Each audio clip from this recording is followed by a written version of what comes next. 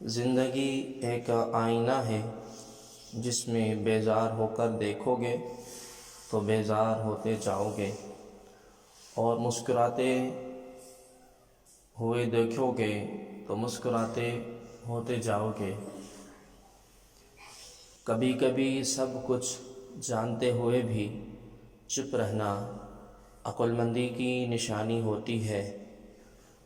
زیادہ سوچنا بھی زیادہ اذیت کا باعث بنتا ہے، اس لیے خود کو مضبوط کریں یا پھر مصروف رہیں۔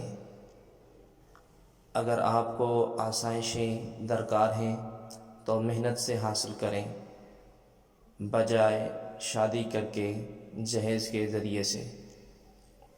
اپنے آپ کو سمجھنا بہتر ہوتا ہے، جہاں پر آپ کو دوسروں کو سمجھنا دشوار محسوس ہوتا ہے۔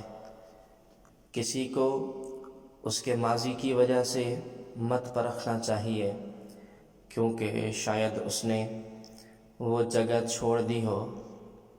خوبصورت زندگی کی تعمیر روزانہ کی کوشش اور دعاؤں سے ہوگی۔ ہمارا سب سے بڑا مسئلہ یہ ہے کہ ہم کسی کی بات کا جواب دینے کے لیے سنتے ہیں، بجائے اس کی بات سمجھنے کے لیے۔ باپ چاہے کتنا ہی بوڑھا ہو جائے، ہر گھر کا مضبوط ستون وہی ہوتا ہے۔ میں نے زخم جیسا کوئی استاد نہیں دیکھا ہے، اس لیے زندگی میں چوٹ لگنا لازمی سمجھتا ہوں۔ صبر کرنا انتظار سے بہتر ہے، اس لیے انتظار بالکل بھی نہ کریں، کیونکہ انتظار تو مردے کر سکتے ہیں اور زندہ لوگوں کے لیے صبر ہوتا ہے۔ انتظار میں زحمت ملتی ہے، جبکہ صبر کے لیے میٹھا پھل ہوتا ہے۔ اکیلی عورت آپ کے لیے ذمہ داری ہوتی ہے، موقع نہیں۔